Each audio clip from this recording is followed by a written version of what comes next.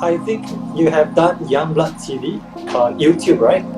Yeah, we tried that during MCO. Yeah, there was Yeah, I like, watched one of your videos. How does the pandemic affect on design of public spaces in the future? Yeah, I actually share it with my students because they are currently working on restaurant design this semester, which makes me feel that even the industry itself is moving really fast to deal with the pandemic. It's not just the school. Eileen, could you tell us about actually how receptive your clients are to these changes in the design?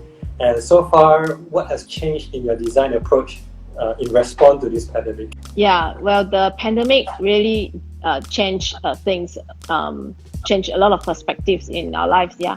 So, well, the clips that you refer to, we call it Youngblood TV. It was made during MCO period in March and April. Yeah, and that was an attempt for us to deliver our message to the world on how an interior designer can contribute our ideas to, improve the design after the pandemic. So yeah, the our clients have been some have been very open to our design ideas, and they had actually accepted it in some Okay. designs, some projects. Yeah, they are being applied actually. Yeah. So in and other than that, Youngblood is actually very proud that we actually developed a series of social distancing apparatus. Yeah, a series of Okay. products which we call social distancing project. Yeah, so other than like dividers and screens that I think it has been commonly specified in many areas now, so we actually developed something which is quite cool. It's actually called social distancing pillow, and also pads on the table, so to replace ugly stickers or ugly tabs. You see a lot of cross tabs on tables, right? Yes, yes, So this yes. design will eventually replace all these ugly scenes in the public. Yeah. So our thought is like, right now we still cannot fight the battle. We still cannot win this battle of pandemic. But at least we can use our design to make the world a more beautiful place at the moment. So you don't see like stickers or laminated papers here and there. So Yeah, that's yeah. one of our attempt with using by using this social distancing pillow to distance people when they are sitting together on a couch or on a bench, for example. Yeah. Yeah. I I saw think this you is the have a most. pillow there. I can show my pillow here. It's actually here with me. Yeah, mine's not a pillow. Yours is not pillow. Okay. Mine's a There. good tama. Okay, never mind. Yeah. Oh, okay. So that's the So product. don't forget to social distance. Ah. So you basically place it. For example, you have a long booth seat or a long couch or a long bench. So you place this in the middle rather than you put a sticker like a cross X over there, which is ugly. Yeah, yeah. Yeah. So it's part of a design finishing, and at the same time, it serves delivering the message. So we have like Correct. a series of designs and different colors. Uh, Anti-social, I'm social distancing. that's a good tagline, though. Yeah. Like, a lot of people was thinking about they lack the motivation in the sense that when they think about doing something, I want to solve the problem of the world, but it's not about that, because every time you think like that, you're like, oh, I want to do this idea, but it doesn't solve the problem of the world. Okay, I don't want to do it anymore. But what you're doing right here is like the small little things, small Yes, little yes, changes, right? yes. And we all have to do that, and that's how Yeah, it becomes global. Yeah. So yes. Yeah. this is the first We time I have hear to. a social distancing pillow. It is said that being a designer is like a characteristic building and a self-development process. So how true is this statement to you, and how has been designer shaped who you are today? First of all, I think every career has their substantial importance in shaping this the value that you're talking about. Yeah. So, but as for designers, I think we have something that is a little bit more significant, which is our career. Actually, we have the value of shaping life. Yeah, shaping things happening.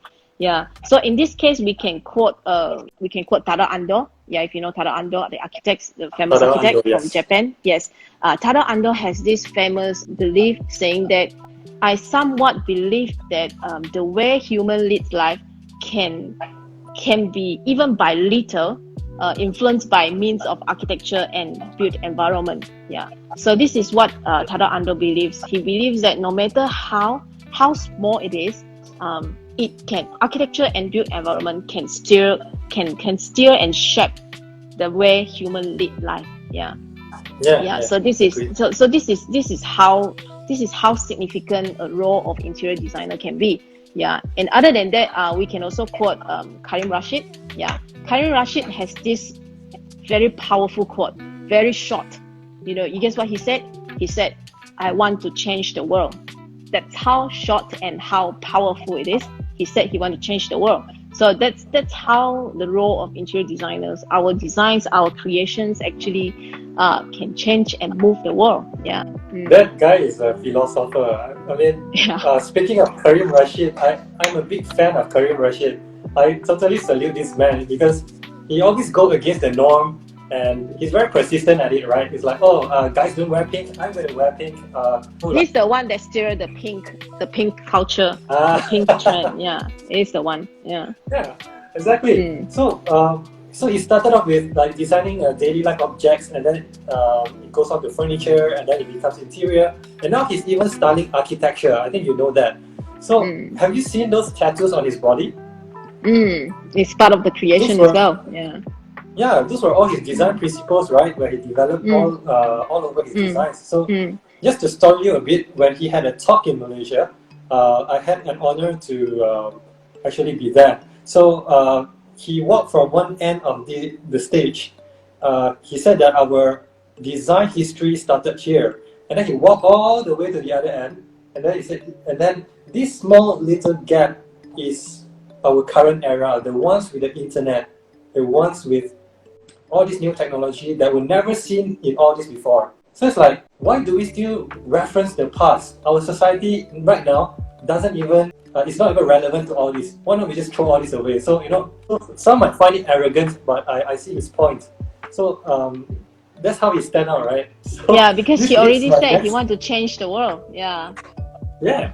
So this leads me to my next question for you. Since there are so many designers out there, it is going to be inevitable for you to distinguish yourself from others. So to attract the right clients and projects, what is Youngblood known for currently? Well, I guess you need to be outstanding in terms of what you can present the world to see, and your what's your core value. So whether your value is in whether aesthetically or business strategy or styling or ideas, or just merely pleasure, because some designers just like to design something that I like, you know, I like it and I design it.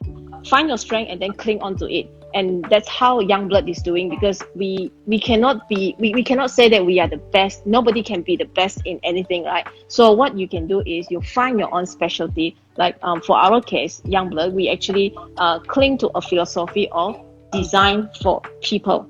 So we always find solutions for clients and not just designing what we think we like how it would like to be, but we always sort of like design to fulfill the client's requirements, because clients is the one that pay us anyway. So we always design in any way to fulfill the client's requirements and make sure our design work and make sure that all the requirements are met by using our profession. Yeah.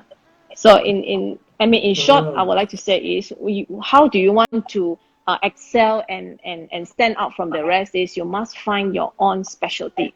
Yeah. To be the best or most beautiful design will not be a specialty, because how do you compete most beautiful or the best design? Yeah. You can't compete in that. Very subjective, so right? Yes, it's very subjective. Yeah. How do you compete, like which is most beautiful or which is the nicest? But it's always about the service, the quality, that kind of product that you deliver to a client, to a customer, is not only what you get on the final result, but it's the whole process as well.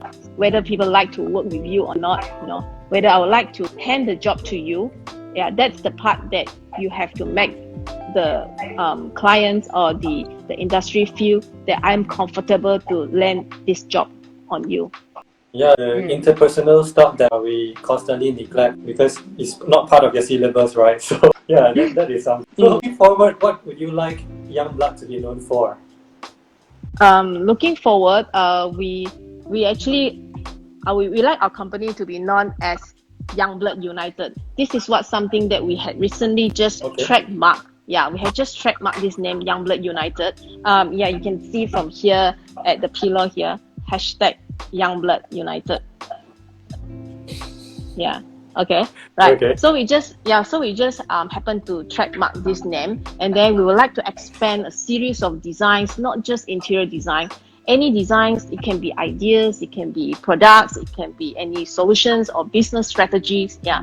So we would like this Young Blood United to be like a design house that actually designs anything. That comes back to our philosophy, design for people. So when you say design for people, it really can mean everything. How far are you willing to go? Are you going to fashion as well?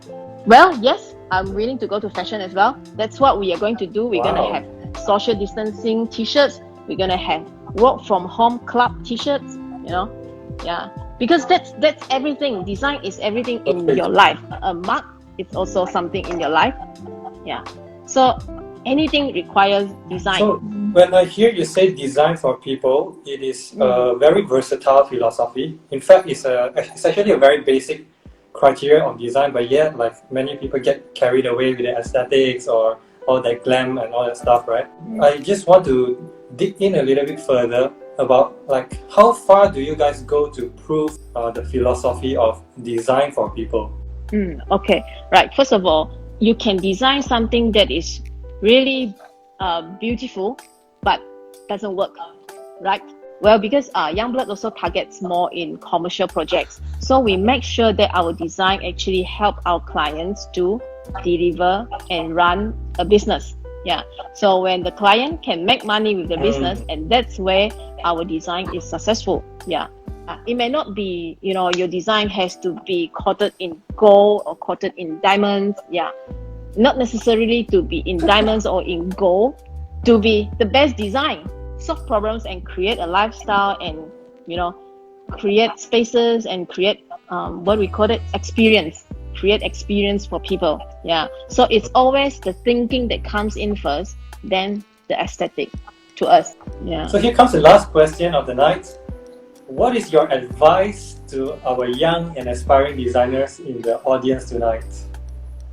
Okay, to the young designers, I would say find your own identity. Don't get carried away by trends and styles, especially that you see on Pinterest and Instagram. Yeah, those can be your inspiration, but don't get carried away by these trends. Yeah, always find your own topics, develop a topics, write a thesis, and keep developing it until it becomes your own strength. Yeah. Yeah, that's my advice about to young designers, and then most importantly is to stay young. Yeah. That is actually pretty similar with what I tell my kids as well. Like, don't be a trend follower. You're the designer, right? So you're supposed to be the trendsetter. So you should be setting trend, and then you lead a following. So yes. And also when you talk about staying young, yes, our body. They could age, but your mind can always stay young. So thank you very much, Ling. Now we still have a bit of time for a few questions. There's a concerned student that actually asked about what does an employer look for in a resume and portfolio. So from the resume, yeah, the experience of where you had worked before, I think that also plays a little bit part. So like for example, if you have worked in the supermarket, don't be shy to put in it in your CV, because all this experience that you had, like I worked as a promoter, or I had worked as a tutor, or I has worked as social workers, all these little jobs or little efforts that you had made all the way, you can also input it in your CV, because that's where an employer will look at, how far this person had gone to, whether it's he or she just, stay at home all the time, and this is their first attempt to come out to an office, knocking a door. So don't be shy about all these tiny little efforts that you had done earlier. So including like if you're a salesperson or if you're a social worker, just elaborate a little bit in your CV. Yeah, that will help to shape your personality a little bit. Yeah, from there we can see who and what kind of person this candidate is. Because some of them will feel that it's not design related and therefore I don't want to put it in the CV. But you got to start somewhere, right? So I think what you said is actually true. Maybe you have to realize the connection of when you actually do sales in the market, you actually have some interpersonal skills going on there. Right? Yes, you engage to people, right? You engage to people, and that's where you have some basic communication skills. Yeah. So just bear in mind when we are interior designers, we don't just draw plans and draw 3Ds, come up with fantastic 3Ds. We actually need to think about every detail, how every user use a design. Like, so for example, if you are a promoter in a supermarket, then you must have known how high a shelf should be or how low the lowest compartment should be. All these are tiny little. Yeah. We need to collect all this experience from the user experience. Every day. Yeah. We have to design something from our user experience as well. Yeah. There's this student that asks, what do you do when you're lacking inspiration in design? This is a very typical question. Yeah. Okay, what do I do and what do most people do may be different. Yeah, so what most people do now when they are lack of inspiration, they go to Pinterest.com. Yes, that's what most people do, right? Yeah. Put that aside. So for me, if I'm lack of inspiration in design, well, unfortunately, right now we can't do this. I go traveling. I will go traveling to get inspirations. Yeah. But unfortunately, we can't do it right now. So traveling really is something that can open up your mind and you see things from very, very different perspective, and you see a lot of different culture, especially if you travel to foreign countries. Then you get inspired by foreign culture, and then that's where I think a lot of inspiration can come in. Yeah. I have a series of very interesting questions coming in. One of these which attracts me: if your client thinks they are a better designer than you, how would you work around that? So don't bang in immediately. So come back and think of solutions of how to counter propose and how to win the argument. Yeah. Here's a very tough one. What is the biggest mistake you've done in your career as a designer, and what did you learn from it? Woo! Okay, my biggest mistake, yes, this I must share with all students. My biggest mistake is where I was careless and not careful enough to design something that actually had copyright issue. Where this thing actually, you always refer to designs and reference from the internet, right?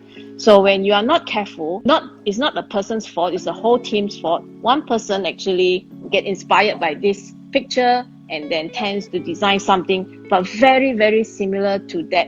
And it's too similar that it imposed the copyright issue. So that is where I would like to remind students that don't think that we can just see nice pictures from internet and just do exactly and copy exactly like how we like the picture to be. Yeah, there's always this copyright issue. Yeah. Because copyright to a designer. Yeah. Copyright or patent to a designer is very important. Yes. So that's my own personal experience. But yes, we learn from there, and then we make sure that every other path that we do, we have to be very careful with that. There's one more here. Does the rating of university I'm graduated from play important role in my resume? A little bit. Yeah, a little bit. But then again, it's always back to the personality. Yeah. Your personality outshines you. Yes. Correct. Yes. And employers now, they are all very smart. I mean, the HR departments, they all actually Google or Facebook and search for you before they schedule an interview. Facebook, you're always being searched before you are being called to an interview. Yeah. Wow. I mean, that's how you search a company, and that's how a company also screen through you. Yeah, it's all. Yeah. Here's the last one. If you graduated today, what would you do differently? Wow. Who asked this question? I can't see who's asking this question. I can't see it from my screen here. It's in the question box. I don't know if you can click on the box or not. It's quite interesting. Okay. All right. Yeah, this is a very cool question. So say again, Cool. if I this is a very good question. Yeah, I'm glad this is the last question, but this is one of the best questions. Okay, so if I graduate today, what would I do? I will still do the same. Yeah, I will still 100 CVs. Yeah. 100 company. Yeah, the 100 CV thing was 1.5 decade ago. So right now, if I will do videos like this, I will show myself to the world. I will try to, be active. Yeah, I like to stress on a word active, being active. But being active doesn't mean that you have to, attend events here and there or must join every club. It's being active means you mustn't let your mind settle down. You have to keep your mind active at all times. Yeah. So like for example, whatever new gadget that came out, whatever new designs created by big companies, Apple's or all these are giants that drive the industry, and we always must get inspired by them. Yeah. So don't let ourselves settle down like I'm comfortable in this, I'm good with this. Yeah. Always stay active with the mind. Yeah. She wants your perspective in being a female designer. I don't quite get what this means, but answering to that question, as a female designer, somehow I think it's a bonus, something that I think as a female designer you can shape more things than a man can think of. Yeah, I mean, at least that's my personal opinion. For example, I'm actually in one of these programs now, ongoing programs that actually involve designers in the industry to work with furniture manufacturer to work on a prototype furniture that can sell to the world. So right now I'm in this program, and the furniture that I chose to design is actually something that actually derives around the problem of how difficult a mother breastfeed a baby in the public. So that's where I find this issue, and then I tend to tackle this issue, and I'm designing a furniture that can help mother breastfeed a baby in the public, in the restaurant, in the cafe, in the library, or in the co-working space. Yeah. So I think as a female designer, somehow we get more topics to brainstorm. Yeah, we go through more problems. Yeah, we go through certain different process or different problems in life, and that's where if you are an active designer and you will constantly design something or create some solutions to solve that problem. Yeah. Yeah, I think I can further reinforce. In the past, they used to say design for men, but now we're talking about design for women, right? It is time to start designing more specifically for women. I think that's the thing that you're currently doing. Thank you so much, Eileen, for joining us tonight. Yeah, thank you for having me. I'm very honored to have you in my third talk. Just on my third episode, I have someone who is very high profile in my interview. I'm gonna cry. No, stay humble all the time. Yeah. Stay humble. Yeah. Okay, thank you so much, and thanks for all of you who are viewing today. There is 50 is breaking record already. I used to have only maximum 20 listeners today, so yeah, you've garnered a lot. I'm glad I can do some sharing here, and I hope my sharing can inspire your students. Yeah. I'm nothing big, but I'm just here having this chance to just share some ideas and some thoughts. That's all. Yeah. If you're nothing big, then I'm a dust. So yeah, thank you. Thank you, Mike.